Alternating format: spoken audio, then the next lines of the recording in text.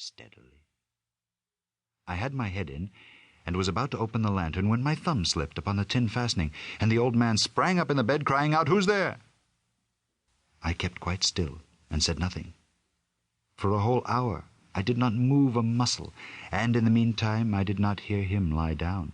He was still sitting up in the bed, listening, just as I have done night after night, hearkening to the death watches in the wall. Presently I heard a slight groan, and I knew it was the groan of mortal terror. It was not a groan of pain or of grief, oh no. It was the low, stifled sound that arises from the bottom of the soul when overcharged with awe. I knew the sound well. Many a night, just at midnight, when all the world slept, it has welled up from my own bosom, deepening with its dreadful echo the terrors that distracted me. I say I knew it well. I knew what the old man felt, and pitied him, although I chuckled at heart. I knew that he had been lying awake ever since the first slight noise, when he had turned in the bed. His fears had been ever since growing upon him. He had been trying to fancy them causeless, but could not. He had been saying to himself, "It is nothing but the wind in the chimney. It is only a mouse crossing the floor." Or, "It is merely a cricket which has made a single chirp." Yes, he had been trying to comfort himself with these suppositions, but he had found them all in vain, because death, in approaching him, had stalked with his black shadow before him and enveloped the victim. And it was the mournful influence of the unperceived shadow that caused him to feel, although he neither saw nor heard, to feel the presence of my head within the room. When I had waited a long time, very patiently, without hearing him lie down, I resolved to open a very, very little crevice in the lantern. So I opened it. You cannot imagine how stealthily, until at length a single dim ray, like the thread of a spider, shot out from the crevice and full upon the vulture eye. It was open, wide open, and I grew furious as I gazed upon it. I saw it with perfect distinctness, all a dull blue with a hideous veil over it that chilled the very marrow in my bones. But I could see nothing else of the old man's face or person, for I had directed the ray as if by instinct, precisely upon the damned spot.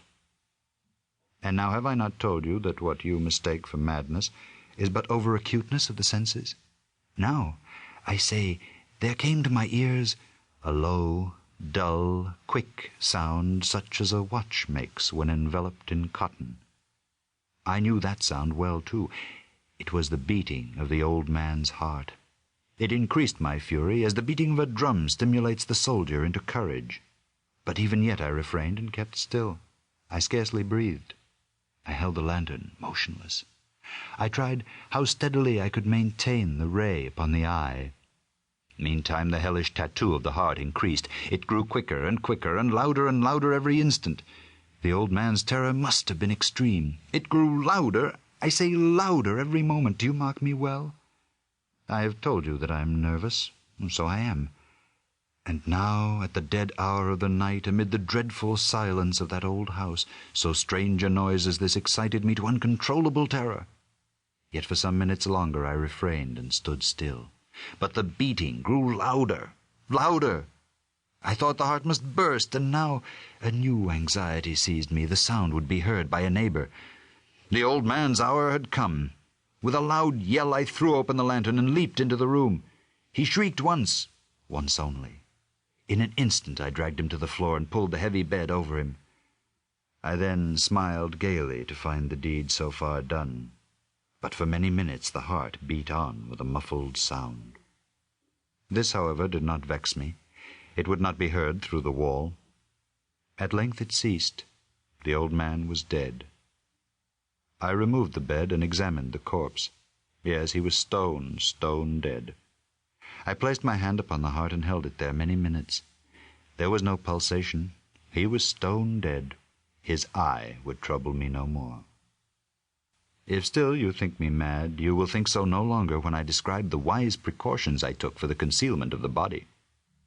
The night waned, and I worked hastily, but in silence. First of all I dismembered the corpse. I cut off the head, and the arms, and the legs. I then took up 3 planks from the floorings of the chamber and